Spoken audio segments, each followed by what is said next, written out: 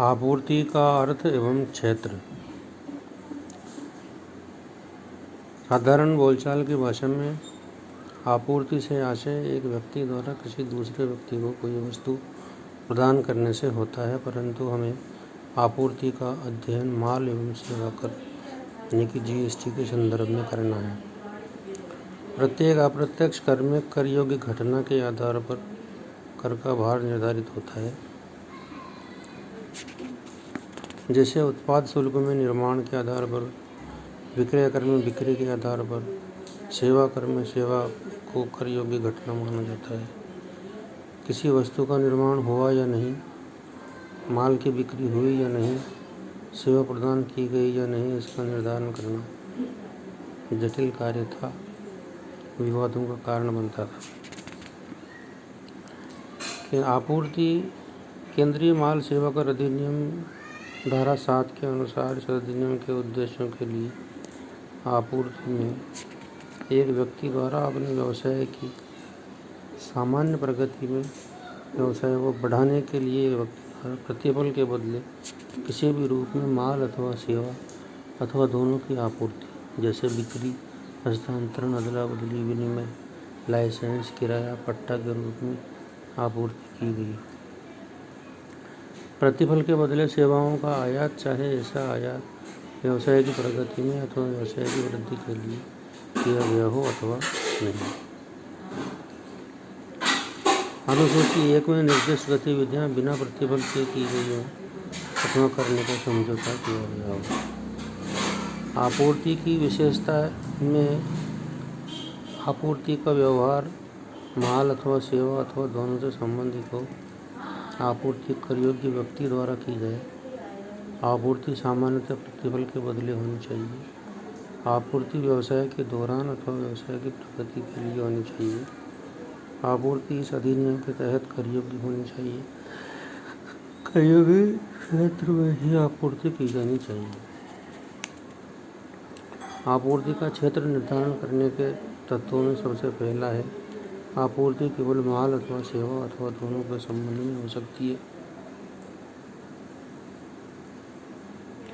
माल अथवा सेवा की आपूर्ति प्रतिफल के बदले में की जाए।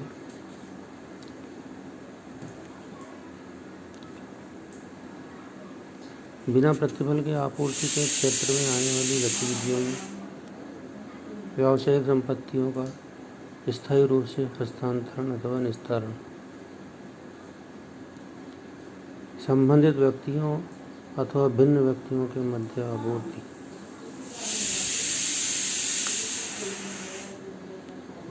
प्रधान एवं एजेंट के मध्य माल की आपूर्ति,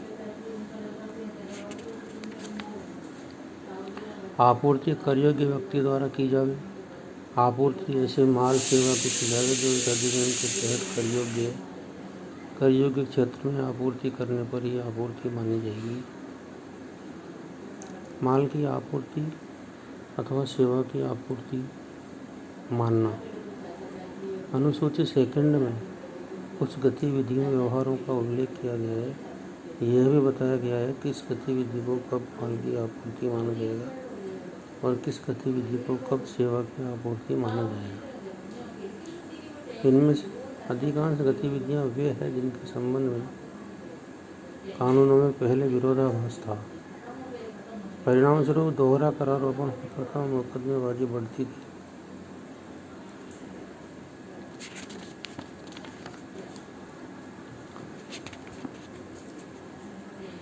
माल अथवा सेवा किसी भी आपूर्ति नहीं मानना। अनुसूची 3 में कुछ ऐसी गतिविधियों का उल्लेख है जिन पर न तो माल की आपूर्ति माना गया है न ही सेवा की आपूर्ति माना गया है।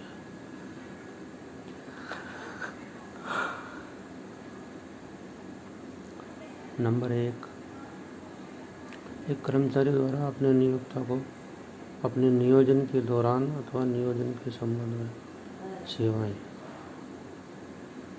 ये सेवा की आपूर्ति नहीं है। तत्समय प्रभावी किसी कानून के तहत स्थापित किसी न्यायालय या ट्रिब्यूनल द्वारा सेवाएं, यह भी सेवा की आपूर्ति नहीं है।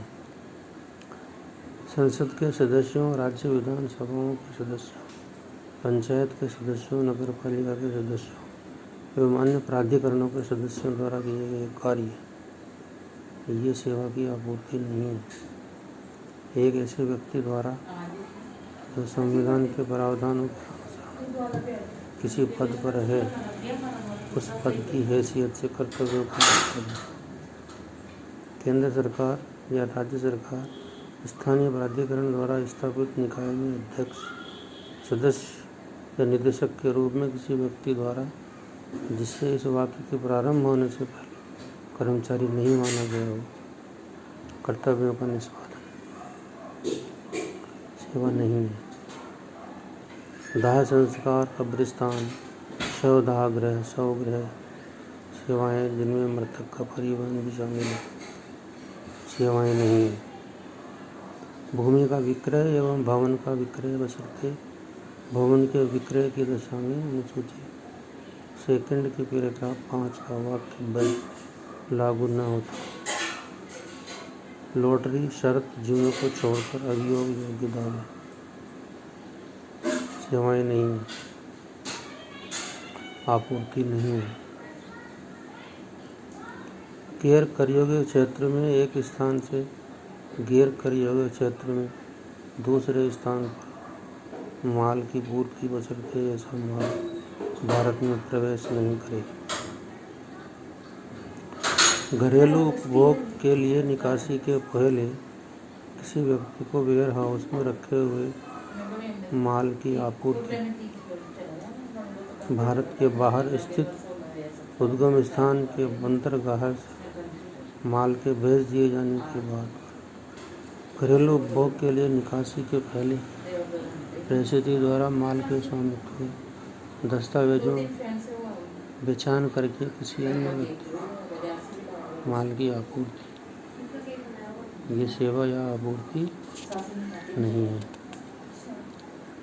एक ऑटोमोबाइल व्यापारी ने एक व्यक्ति को एक स्कूटर 60,000 में उसके निजी प्रयोग के लिए बेचा। स्कूटर की खरीद पर व्यापारी ने इनपुट कर जमा का लाभ प्राप्त किया था।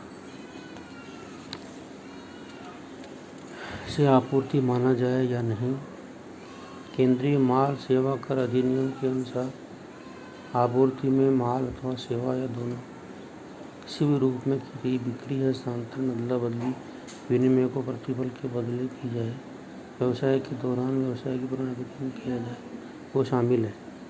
चूँकि स्कूटर माल है तथा 60,000 प्रतिफल है, बिक्री पंजीकृत व्यक्ति द्वारा की गई है, जो यह बताता है कि व्यवसाय के दौरान बिक्री की गई है।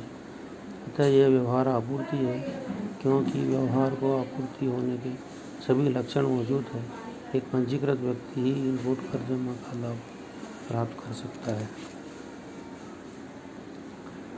दूसरा उदाहरण, एक पंजीकृत व्यापारी ने एक सार्वजनिक कंपनी के 100 अंश एक प्राइवेट कंपनी के कर्मचारी को 2 लाख रुपए में बेचे। प्रतिफल के रूप में उसके निजी प्रयोग की कार प्राप्त की।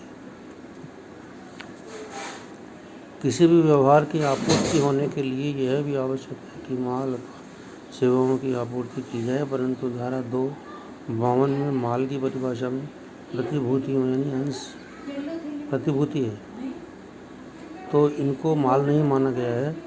इसी प्रकार धारा 2(102) में सेवा की परिभाषा में भी प्रतिभूतियों को सेवा नहीं माना है, अतः अंशों की बिक्री आपूर्ति नहीं कहलाएगी।